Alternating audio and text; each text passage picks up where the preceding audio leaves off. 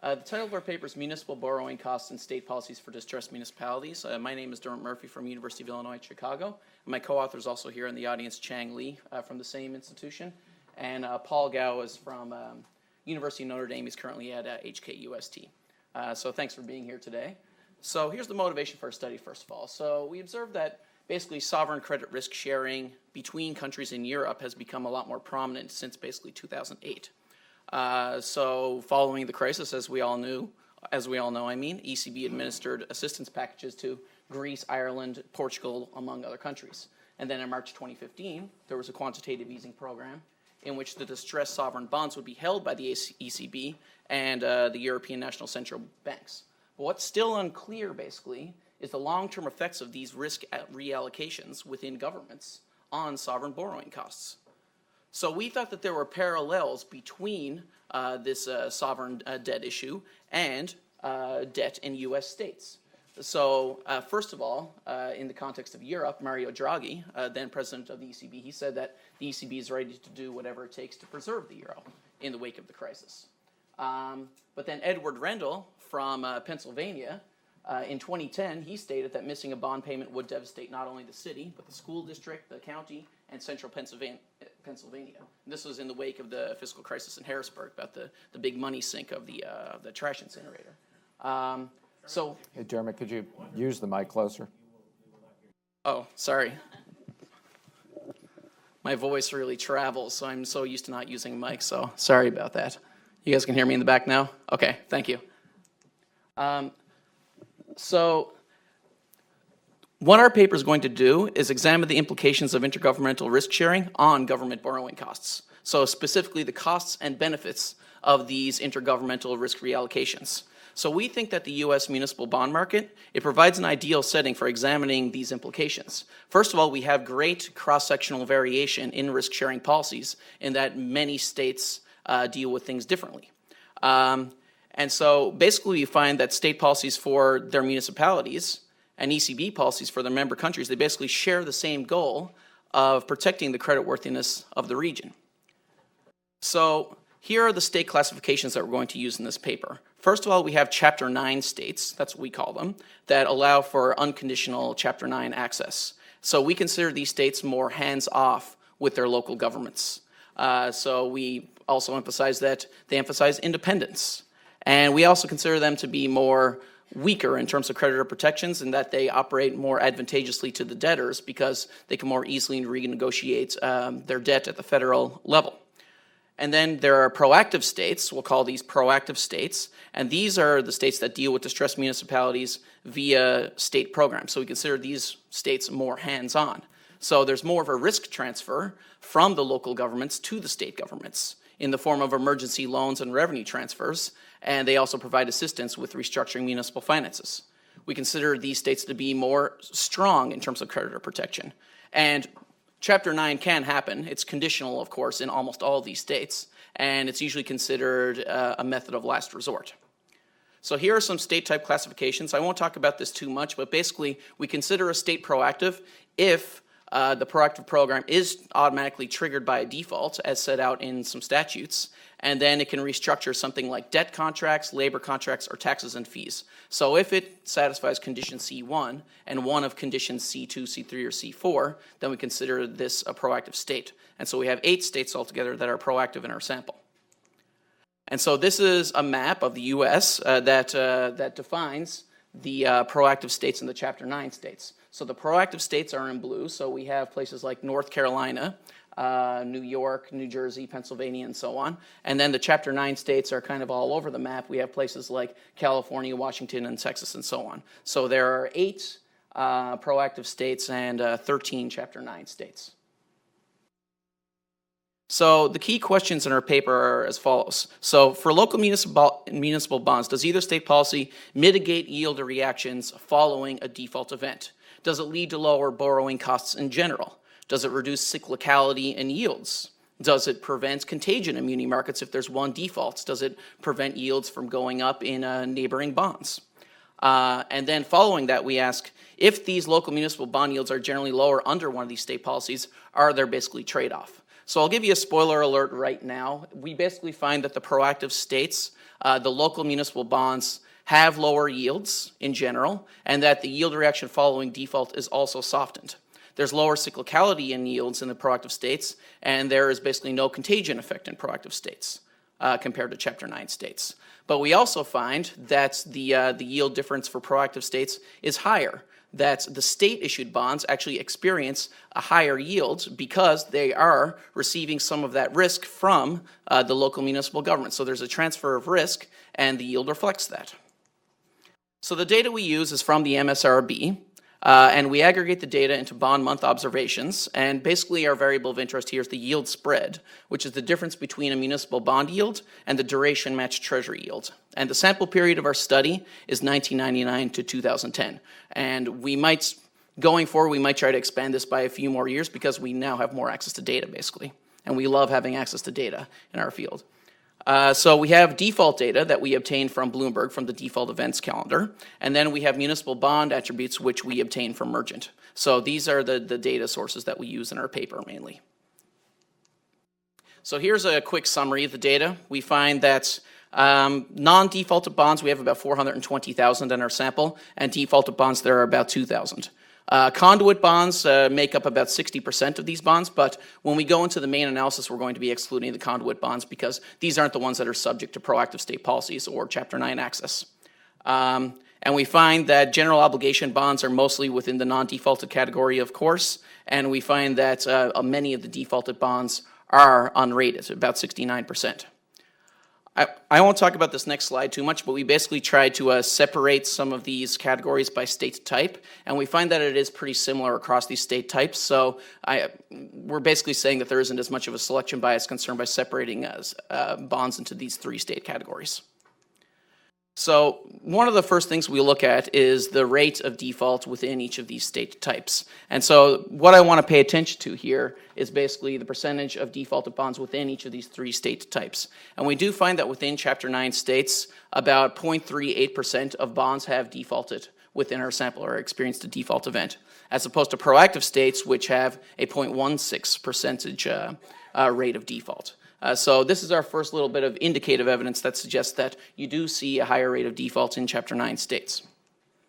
So now I'm going to start addressing the questions directly. So first of all, we're going to address the question of, does either state policy basically mitigate yield reactions following default and basically lead to a lower yield in general within one of these state types? So we're going to be running a regression here with plenty of control variables and so on of yield spreads for each of these bonds on indicator variables for whether you are a proactive state or a Chapter 9 state. And we'll be interacting these with a default term to see if the default reaction is more serious within the Chapter 9 states or the proactive states. So a lot of numbers on this slide, and I excluded some of these as well, but basically this is the box to pay attention to here. So we find that the yield change following a default event in a Chapter 9 state is basically 2.6 percentage points higher than in proactive states. So there is a much more significant yield reaction in Chapter 9 states. And we're guessing it's because, at least if there's a default reaction in proactive states, there's a possibility that the implicit guarantee could kick in. And ex ante, as in just the yield in general in the secondary market, it seems that in Chapter 9 states the yield is also slightly higher, 3.9 basis points compared to proactive states. And here are some control variables that we use in this study. I won't get into these too much, but we use plenty of variables such as time to maturity and whether the bond is rated, and then an interaction term between whether it's rated and the rating of that bond, where we assign numbers to the rating. And we have controls for state economic activity and the size of the bond and so on. We also look at offering yields. So that first regression had to do with secondary market yields, but offering yields is where the true cost of borrowing comes into effect, essentially. And we find that in Chapter 9 states, the yield is also higher at issuance. We find that it's 1.4 basis points higher than offering yields in proactive states. And we find that it's even higher for the riskier bond categories. We find that for unrated bonds, it's 3.2 basis points higher. And then for uninsured bonds, it's 10.4 basis points higher. Okay? So it's especially prevalent in the risky category.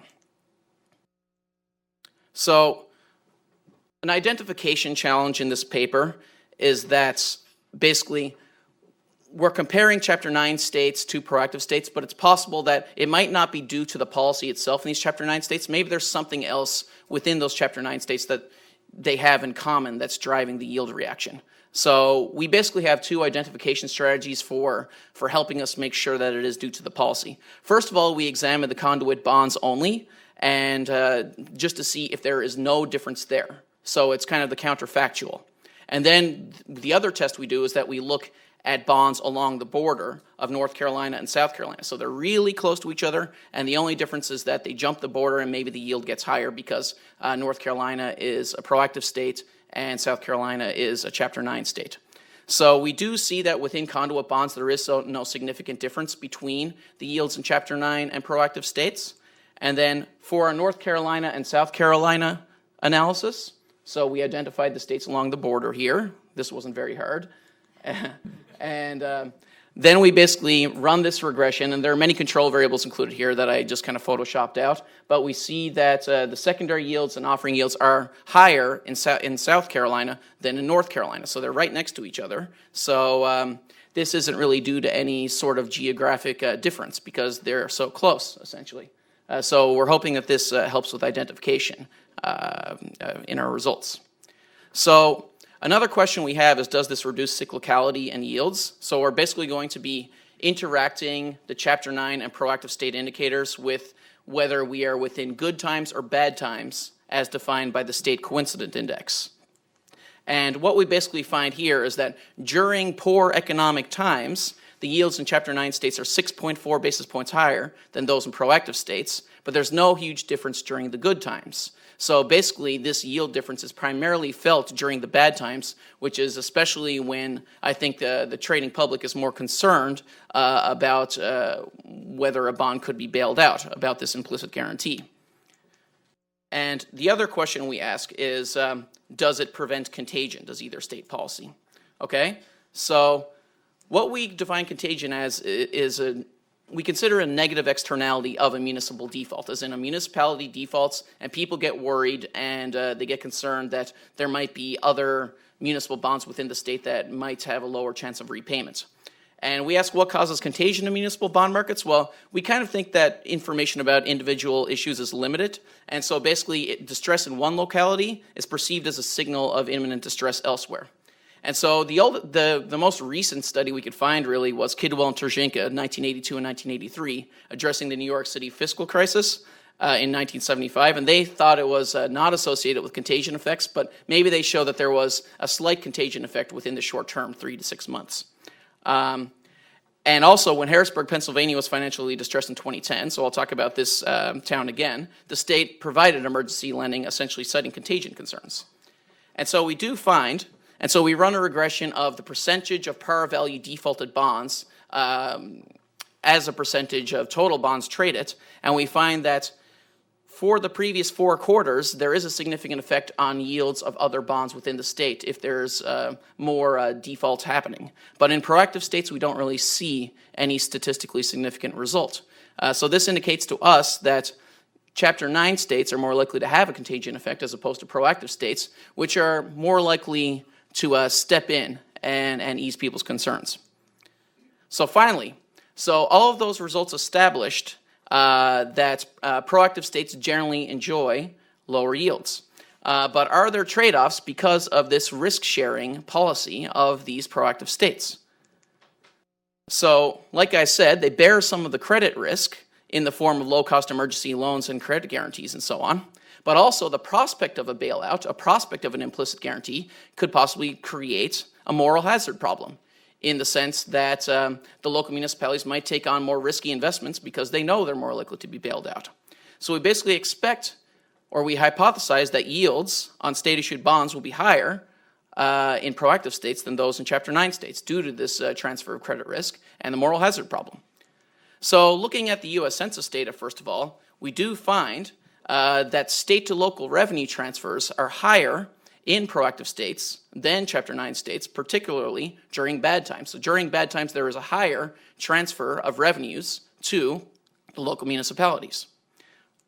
And we also find evidence of a moral hazard problem, or indicative evidence, in the sense that we do find higher levels of debt as a percentage of the local revenues within the proactive states than the Chapter 9 states. And it even seems a little higher during bad times. So this is our final regression. So we find that for the state-issued bonds, the yields are higher for the proactive states. So we look at both the secondary market and the new issue market, and we find that it's 3.5 basis points higher for the secondary market and 11.4 basis points higher for the new issue market, which suggests to us that there might be some inefficiencies in the proactive state process. So in conclusion, I'm out of time. Everything I was just saying before, that's my conclusion. Okay, thank you, thank you.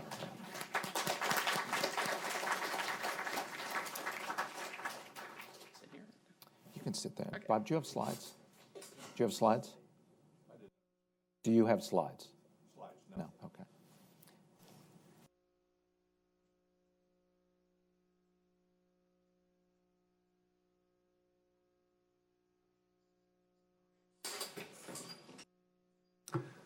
All right, I do have some comments. We had the pleasure of speaking last week, and so Dermot had, is it Pengjie? And Chang got a preview of it. First of all, this is as was Dan's paper, a policy-oriented paper, which I think is ideal for this type of presentation. The reason I say that is I don't have a lot of confidence that market practitioners are going to pay much attention to anything that might improve their practices. I mean that.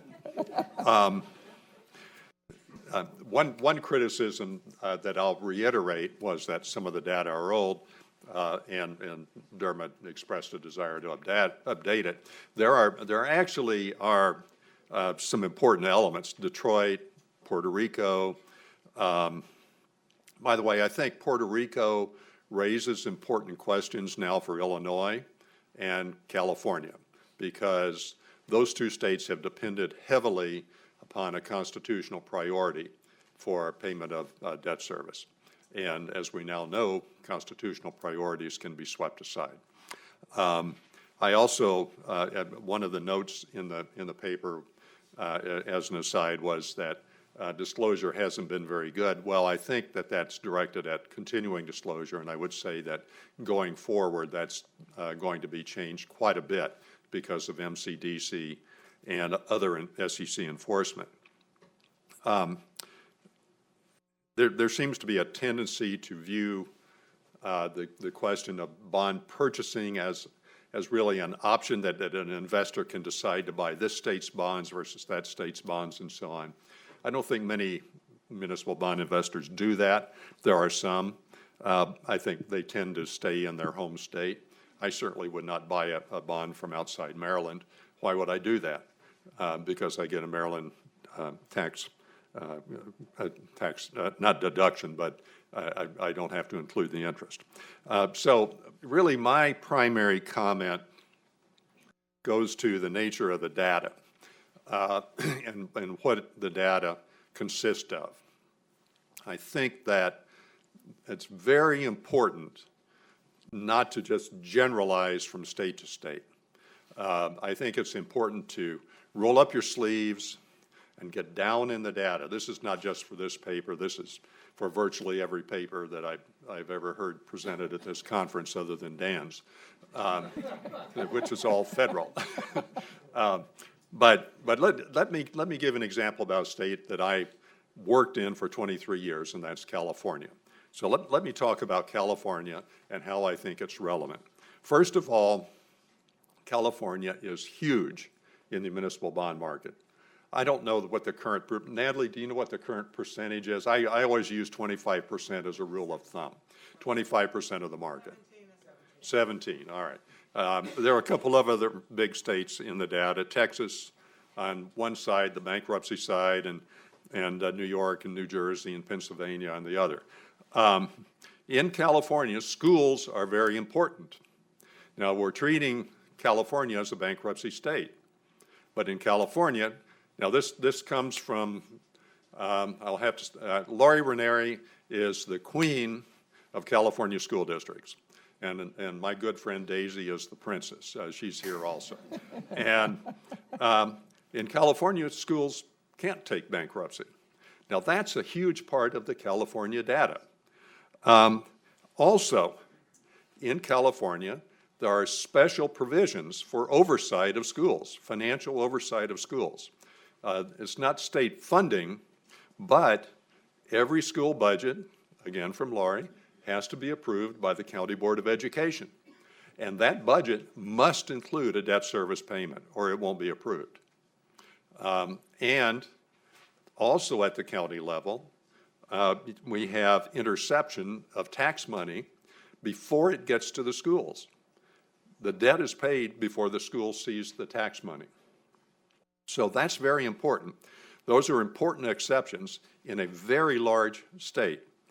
Now, I also am concerned about the types of bonds that are being included. Dermot did say that conduit bonds are being accepted. I don't know exactly what that includes, if it includes nonprofits, nursing homes, hospitals, long-term care. Those are very important, and they're not going to get state aid, and they're going to have high interest rates, and they default a lot. I would suggest that the data be limited to general obligation bonds, which are tax supported, both unlimited tax and limited tax. And I would also include general fund securities, which are very different because they're not tax supported. They're payable from general funds, but they're not tax supported. But that's where state aid is likely to come. But in California, other important types of bonds that I think should be excluded include Mello-Roos. That's a tax-supported bond. That's a tax behind that bond. Assessment bonds, assessments are close to taxes. Tax increment bonds, those are tax-supported bonds. You are not going to have state aid in any state for a land-based security. You're not going to have state aid for assessment bonds. You're not going to have state aid for TIFs. Revenue bonds, you're not going to have state aid for revenue bonds. What does that include? What includes some bonds that are very secure, a lot of them, water and sewer revenue, good old traditional bonds that have low interest rates, but it also includes toll roads. There's a toll road down in Southern California experiencing lots of trouble. Stadium bonds, public power bonds. So there's a lot there.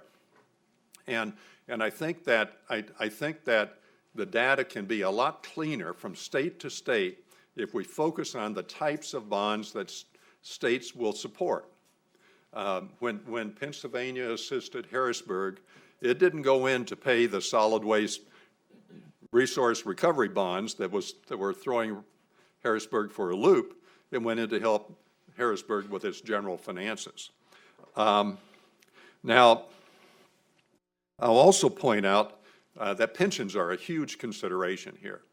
And in the group of states that provide assistance, you've got New Jersey, you've got Pennsylvania.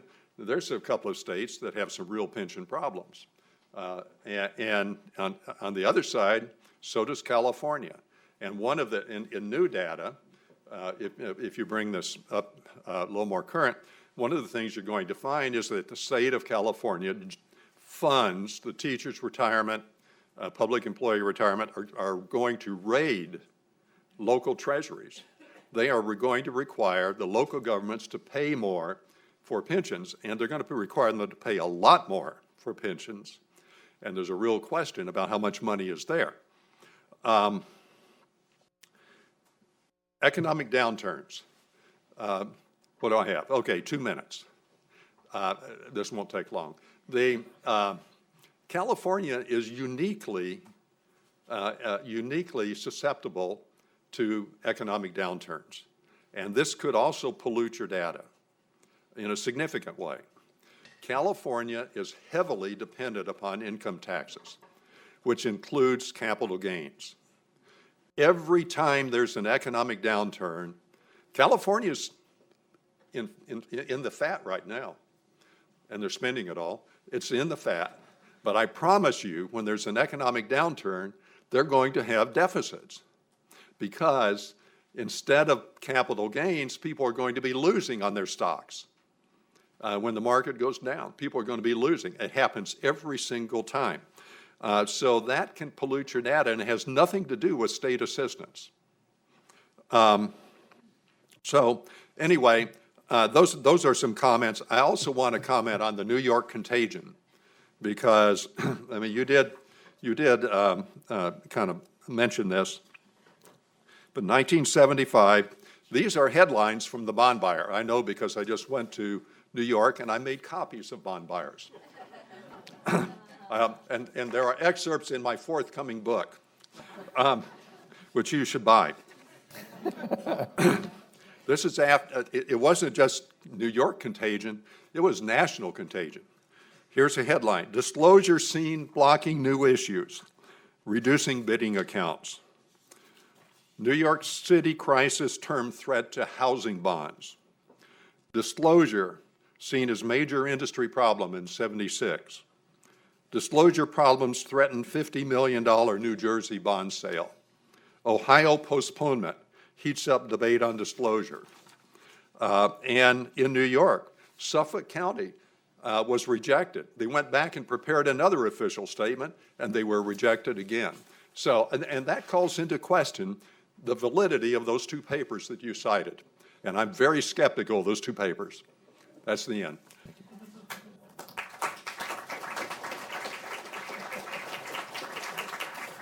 Bob and Dermot, if you guys want to come up on stage here, and we'll take a few questions. Young man, we have a question there. A woman there. Hi, I'm Kathy McKinney, and I actually practice in South Carolina and North Carolina along those borders that you were talking about, and former president of the National Association of Bond Lawyers. One thing you might want to also consider in that border state is the state treasurer's attitude towards state and local government debt, especially local government debt. It's a totally different philosophy, and has historically been in North Carolina and South Carolina, and how much intervention the state treasurer's office, as well as the LGC in North Carolina, wants to do. But I do applaud you for looking at the topic. I think the states are at a point where they need to look at these things a lot more seriously. I am a practitioner. I'm on the bond counsel side of things. But I think it'd be very, very helpful to have more scholarship on what you're doing. I do want to say, for South Carolina, North Carolina, on that border, there's not a lot of homogeneity between the two counties on either side, because you're looking at Charlotte and Mecklenburg, and then you're looking at Lancaster County, and Charlotte-Mecklenburg is pretty much an economic engine of the Southeast, and in Lancaster they grow a lot of great peaches. So it's a different credit quality on some of that. But I think your fundamental, what you're looking at is very worthwhile, and I do think the practitioners do care about the policy. I think it's really, really important. But I do enjoy your paper, and do look at those other maybe factors. Thank you. Yeah, thanks for that comment. I think it's a good idea to control for state attitudes. An idea we had is to look at time variation in the governor that's running the state to see, if you have a proactive state that varies between Democratic and Republican governors, then maybe that's a good source of variation in how seriously they take the proactive measures.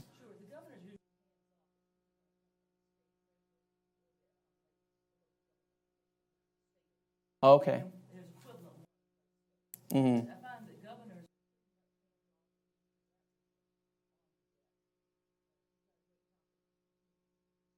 All right, thank you. Natalie?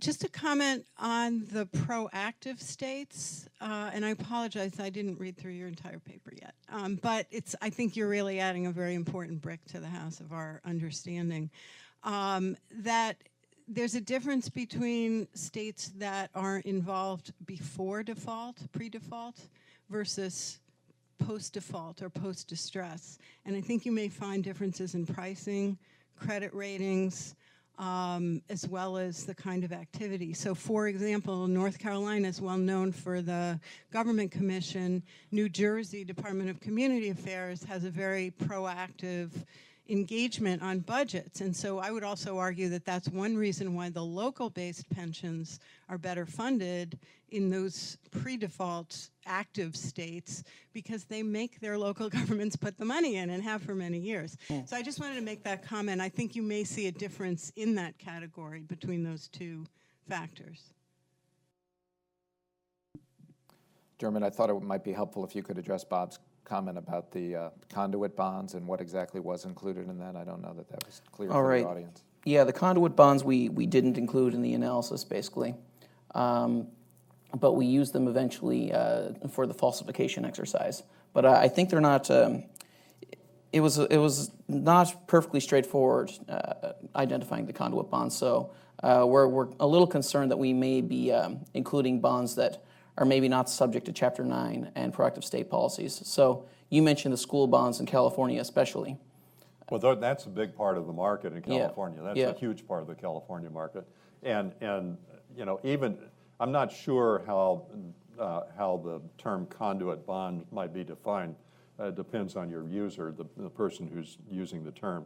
I think if you use it in its broadest sense, it will certainly include the nonprofits, but not everybody does that. Sometimes they mean only private borrowers. Other questions? Yeah, Bill. Hi, I'm Bill Glaskell from the Volcker Alliance. It continues a little bit with what Natalie said. There are interventionist states and there are interventionist states, and if you take New York, for example,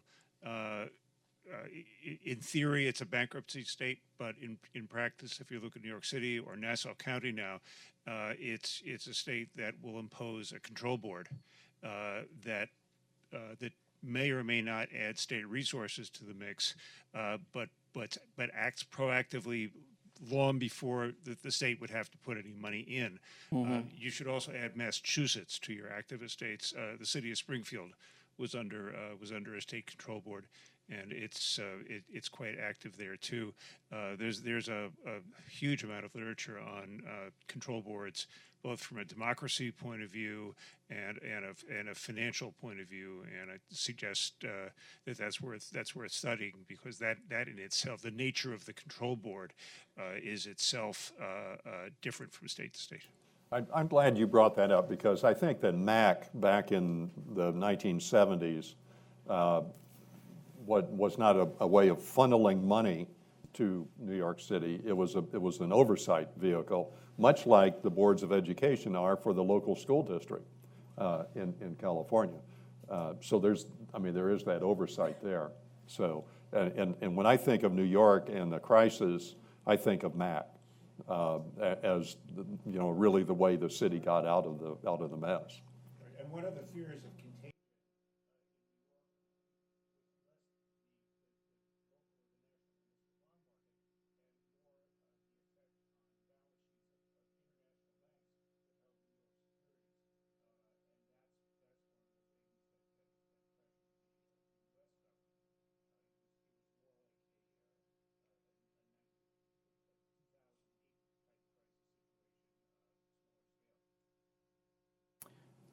Got time for one more question?